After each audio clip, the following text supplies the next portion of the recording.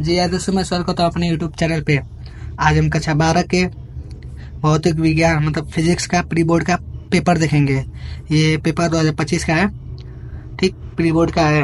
ये फिजिक्स का है, मतलब भौतिक विज्ञान का कक्षा 12 के लिए है। ठीक, समय आपको 3 घंटे 15 मिनट दिया जाता है। पूर्णांक आपका 70 नंबर का होता है। इसमें 30 नंबर प्रैक्टिकल मिलते हैं। ठीक, चलिए हम लोग स्टार्ट करते हैं। तब यहाँ पर खंड अ का दिया है, जो कि एक एक नंबर का है। 6 क्वेश्चन, टोटल 6 नंबर मिलेंगे।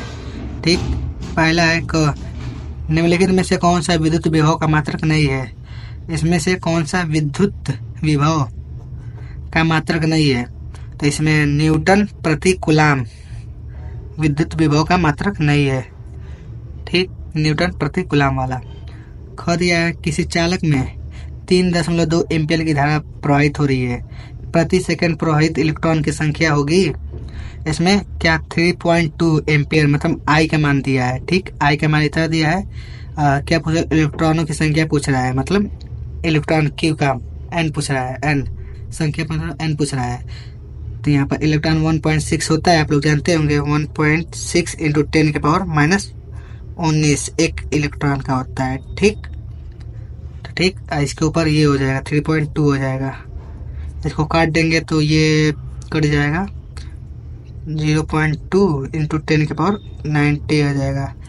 ये आएगा आपका, और आंसर हो जाएगा, मतलब 2 × 10⁻19 हो जाएगा। ग दिया है, धारितीय परिपथ में धारा विभवांतर के अग्रगामी होती है कि पक्षगामी होती है कि एक ही कला में होती है कि टाटा के अभाव में कुछ नहीं कहा जा सकता। ठीक, इसमें ये दिया है कि अग्रगामी पक्षगामी एक ही कला में दोनों तीनों में होती है। इसमें द लगा लीजिएगा। द घ दिया है, एक प्रकाशीय तंतु में तंतु के ऊपर लेप की गई तह का अपवर्तनांक होता है। इसका अपवर्तनांक बताना है। तो इसमें द होगा, तंतु के पदार्थ से कोई संबंध नहीं होता है। ठीक, ये एमसीक्यू है हम लोग का। ये 5वां मतंग है। बराबर द्रव्यमान के गोलों ए और बी को क्रमशः प्लस के क्यू आवेश दिया गया है। ठीक, यदि आवेश के पश्चात इनके द्रव्यमान क्रमशः m1 एवं m2 mb है हो तो ma एवं mb में संबंध होगा। तो इसमें ये वाला लगा दीजिए, बी ऑप्शन। दिया है, जो कि लास्ट है, नाभिकीय बल की प्रकृति होती है। इसमें नाभिकीय बल की प्रकृति बताना है। तो इसमें से कोई नहीं होगा, मतलब वैद्युतीय भी नहीं होगा, चुंबकीय भी होगा, गुरुत्वीय भी नहीं होगा। ठीक, ये हम लोग का था एमसीक्यू। अब आ रहा है खंड ब, जो कि लिखित रहेगा।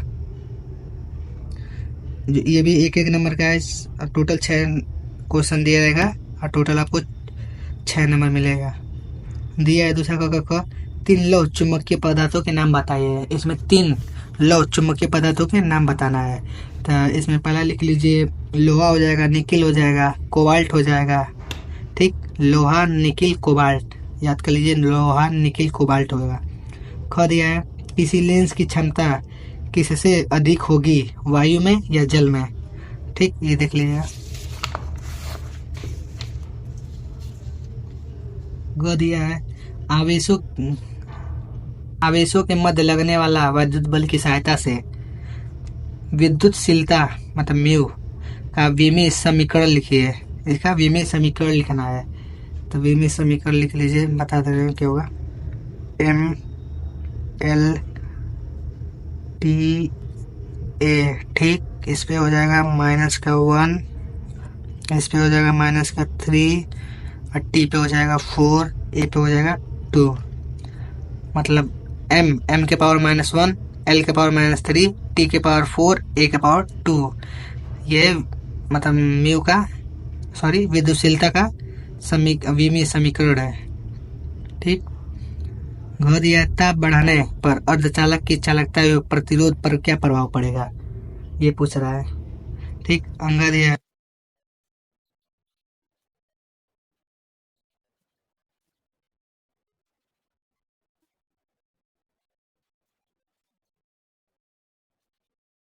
प्रतिक्रिया लिखकर बताइए। इसमें प्रतिक्रिया लिखकर बताना है। जो दिया है, कांच में प्रकाश की चाल दिया है, प्रकाश की तरंग दैर्घ्य बढ़ाने पर मतलब पूछ रहा है प्रकाश की तरंग बढ़ाने पर कांच में प्रकाश की चाल बढ़ जाएगी घट जाएगी, तो इसमें बढ़ जाएगी। ठीक। बढ़िया। प्रकाश की तीव्रता की बढ़ाने पर किस प्रकार बदलती है कांच में प्रकाश की चाल, तो ये अपरिवर्तित रह जाती है।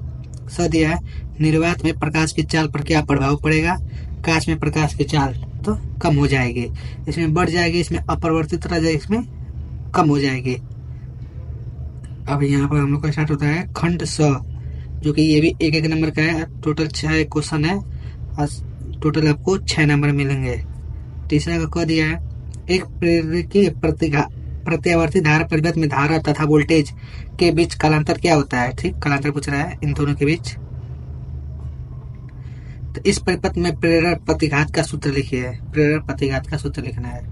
आगे दिया है ख एक इलेक्ट्रॉन वोल्ट ऊर्जा से क्या अभिप्राय है। एक इलेक्ट्रॉन वोल्ट इसका मान जूल में याद कीजिए। ठीक। ग दिया वैद्युत चुम्बकीय तरंगों के 4 विशेष गुण को बतलाइए। इसमें वैद्युत चुम्बकीय तरंगों के 4 गुणों को पूछ रहा है। ठीक, बताना है इसको। ग है प्रकाश वैद्युत प्रवाह में आयनित प्रकाश की आवृत्ति और उत्सर्जित इलेक्ट्रॉन की अधिकतम गतिज ऊर्जा के बीच ग्राफ खींचिए। ग्राफ की प्रवणता मतलब झुकाव क्या निरूपित करती है। ठीक, बताना ये ग्राफ खींचकर। खंड द दिया है जो कि 2-2 नंबर का रहेगा। 4 क्वेश्चन है, टोटल 8 नंबर मिलेंगे इसमें। चौथा क है किसी पतले लेंस का सूत्र स्थापित कीजिए। पतले लेंस का सूत्र स्थापित करना है। अथाम का दिया है एक प्रकाश किरण निर्वात में n अपवर्तनांक के माध्यम में जाती है। यदि अपवर्तन कोण का 2 गुना हो तो आप अपवर्तन कोण का मान n के पदों में ज्ञात कीजिए। ठीक, इसमें अपवर्तन कोण का मान n के पदों में ज्ञात करना है। ठीक, आगे दिया है ख के आइंस्टीन का प्रकाश वैद्युत समीकरण लिखिए। आइंस्टीन का प्रकाश वैद्युत समीकरण लिखना है। किसी धातु पृष्ठ के लिए जब आयतित प्रकाश की तरंग दैर्घ्य λ1 है तो निरोधी विभव v1 तथा तरंग दैर्घ्य λ2 पर निरोधी विभव v2 है। प्लांक नियतांक ठीक के लिए सूत्र प्राप्त कीजिए। प्लांक नियतांक का सूत्र निकालना है इसकी सहायता से।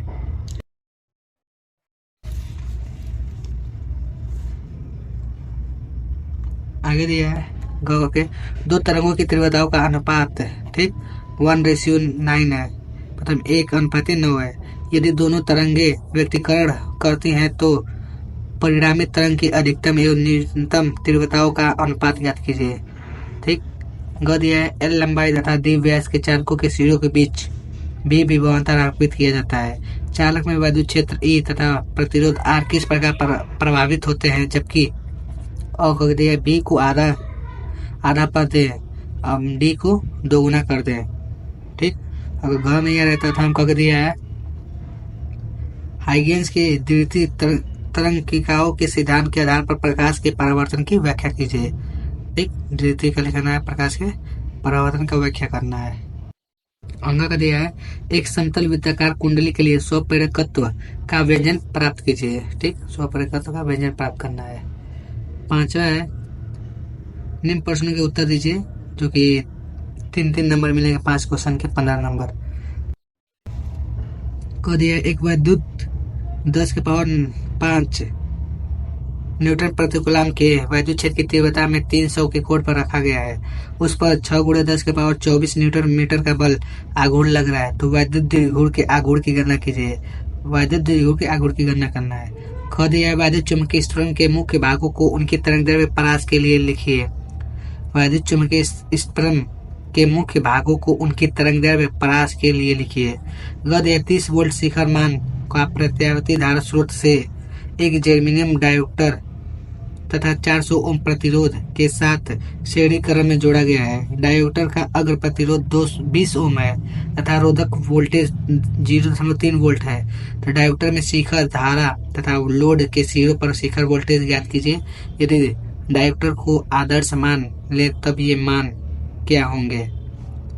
गद एक ट्रांसफार्मर के प्राथमिक कुंडली से कितनी धारा ली जाती है, जबकि 220 ओम प्रतिरोध के एक मशीन को चलाने के लिए 220 वोल्ट को 22 वोल्ट से परिवर्तित करता है। ठीक। अगला दिया है हाइड्रोजन परमाणु की निम्नतम सतह की ऊर्जा माइनस है 13.6 इलेक्ट्रॉन वोल्ट है। ठीक। तो इसमें आपको दिया है एक द्वितीय उत्तेजित अवस्था में किसी इलेक्ट्रॉन की गतिज ऊर्जा क्या होगी। ठीक। अगर इतना मान दिया है तो इसमें गतिज ऊर्जा इलेक्ट्रॉन की गतिज ऊर्जा निकालनी है। ठीक।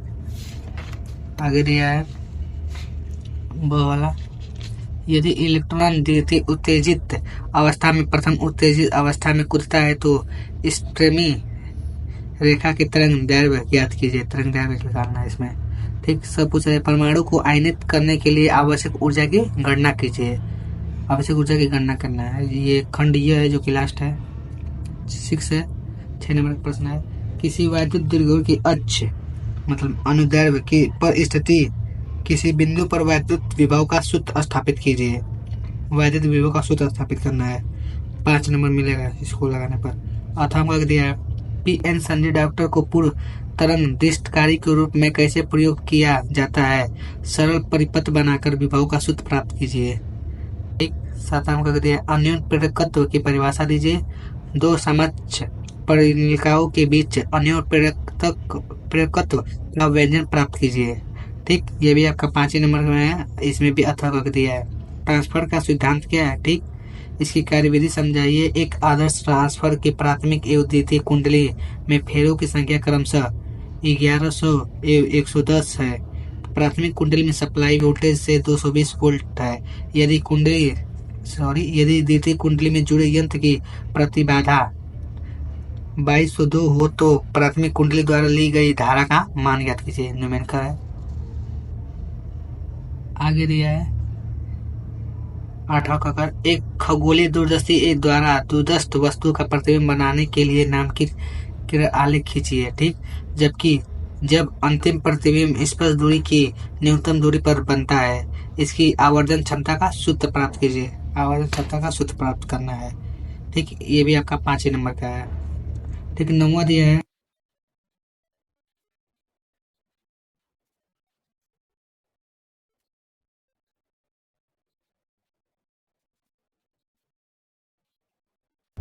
देख लीजिए नाप के विखंडन है। नाप के संगम में अवक्रिया में अंतर स्पष्ट करना है। ठीक। तो आज की वीडियो में इतना ही था। अगर वीडियो आपको पसंद आए तो मेरे चैनल को सब्सक्राइब और लाइक कीजिएगा। Thank for watching.